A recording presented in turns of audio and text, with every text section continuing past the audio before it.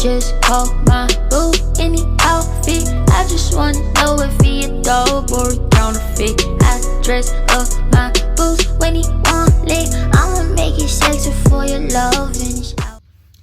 Hello, and welcome back. Today I have another video for you guys.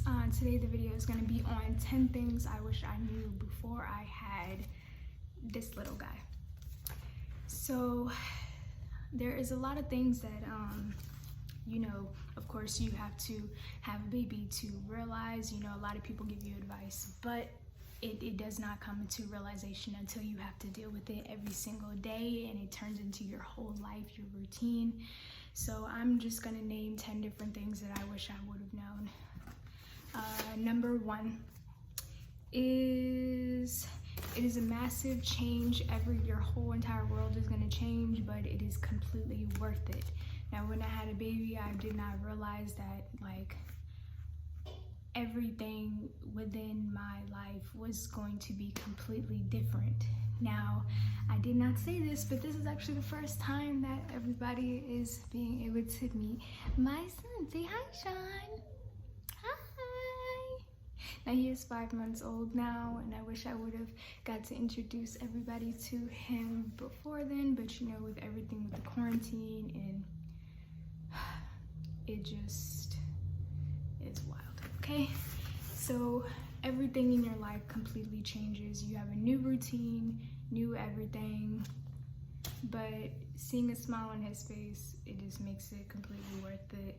Now, number two, the restrictions. Now, it makes it even worse that, you know, I had him right before the pandemic started, but when you just have a baby in general, the restrictions are going to make you come to a realization that motherhood is real.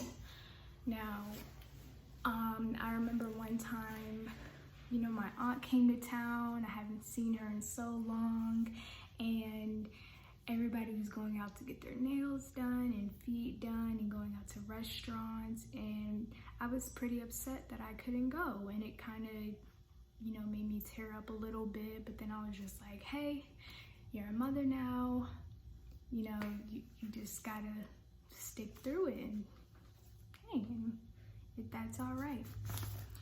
Number three, no one knows your baby like you know your baby. There is no book on your baby, and do whatever, you know, you feel best for your baby.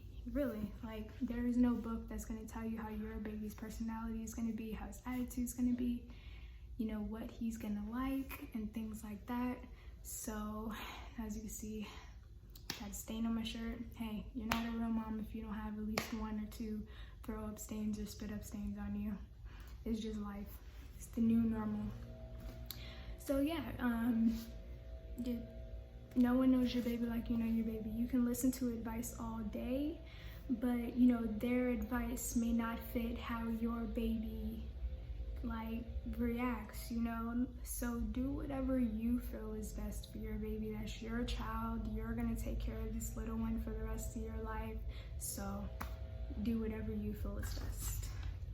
We're on 1, 2, 3, 4. Number 4, routine is key.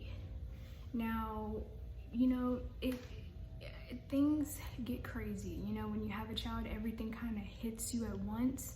So I would say I wish I would have known that routine is key, and I did come to learn that pretty fast, that it is best, you know, nap times, feeding times, kind of setting up an everyday routine. It kind of makes things a little bit easier to get throughout the day, especially in a pandemic where you're in quarantine and have to stay in the house all day. You get bored, and sometimes I feel as though I'm boring him because we can't really go anywhere other than taking walks and things like that. But routine is key, you know, playtime, nap time. It kind of helps the day go by a little bit easier, especially when you're a first-time mom. Number 1, 2, 3, 4, 5. Number 5, you're only human. us mothers, we're gonna try to do everything, especially when you go through a lot in your pregnancy where people doubt you and people put you down because you're having a baby. Whether they're young or you're not, you're always gonna have those haters who, you know, are gonna find the negativity in the negative side of your pregnancy. And you know, so you try to do everything for yourself, you try to do everything for your baby, and you don't accept help. But at some point you're going to need it. You're going to need help, and you're going to need some you time, because it will drive you crazy. I love my little one to death, but sometimes I am so utterly tired and so drained, and your mental health is what is so important. And you don't want to go through, you know, postpartum depression and things like that. So take some you time, accept help, do whatever you gotta do to be the best parent you can be for your little one. Right? So number 6, I believe, number six, your relationships with the people around you may change. Now, when you become a mom or just a parent in general, your whole personality will change. Now, once you have this little one that is yours, that is attached to you and bonded to you, you become a little different, whether that's negative or positive. Like, I'm a mama bear, so I'm very protective over him. And you know, different people have very different parenting styles. Everyone is different with their kids. So, you know, that causes your relationship to change with some people if you come in contact and have disagreements. And you know, that's not even just like relationship, friendships as well. You know, friends are gonna come and go, especially when you have a child, and that may be rough, but you know what, that's life. And you just have to stay strong and deal with it, because he is number 1 in my life. So, oh well. I believe this is number 7. Breastfeeding. I wish I would have known how hard breastfeeding was gonna be. Now, this little one thing that people don't tell you about breastfeeding is once you start to breastfeed, your little one becomes so attached to you. They don't want no one else but you. They wanna be on you all day. Yeah, they wanna be on you all day. Yeah. I love this little guy. So they want to be on you all day. It is very hard. It is very stressful. There's been a lot of times where I just wanted to give up and just give him formula. But then I thought, like, I really want to do this, and it's something that you really have to persevere and stick through. And, you know, just keep going and try different techniques. And like I said, whatever works for you. People are going to give you advice on breastfeeding, but whatever works for you, and, you know, making sure your baby gets enough milk, do whatever you got to do. Okay? So this number 8, baby cues. I wish I would have known about baby cues. I learned that when he was around 3 months or so. You know, you gotta listen to your baby. You gotta watch your baby very discreetly. You gotta look at your baby and listen to him. And you know, when they're so young, it's basically only really three things that you need to listen and look out for is hunger, sleepiness, and diaper change, really. So if you've done one, try the other. But you really have to look at your baby and, you know, try to figure out, hey, what does my baby need? Because a lot of the times, you know, some mothers may just think like, oh, he must be hungry, but I already fed him. And then you tend to overfeed your child, but really he just needs a nap. So look out for those things, you know, rubbing his eyes, or, you know, moving his mouth and he's hungry, or, you know, like the little goos and ga's and things like that. So just and even if you need to take a class on that, you know, I took an online class and it taught me so much. So just look out for that, and so you don't overfeed your child or he gets overtired. All right, now number 9, you will never ever be fully rested ever again.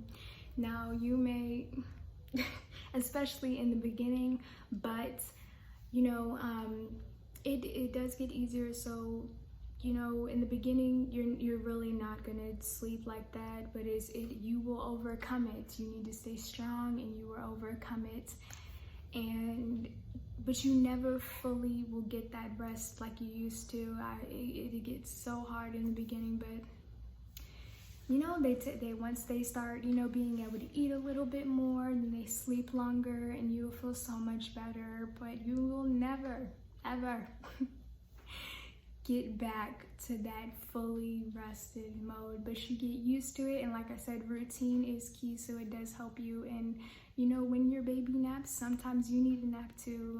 And then just the other one, we are only human, so sometimes the laundry may not get folded, sometimes, you know, the dishes won't get clean, or you know, the room may not be clean, or you don't get a shower in for the day, or you don't eat till 1 o'clock in the afternoon. And sometimes it's just that, and it's okay, because as long as this little one is happy, I am happy.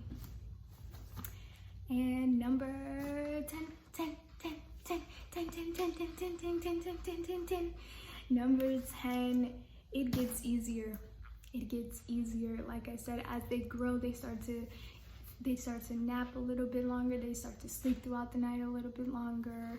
And you know, they start getting a little more independent, so they play with toys and want to be around more people and things like that. So persevere, stick through it, mama, and it does get easier, right?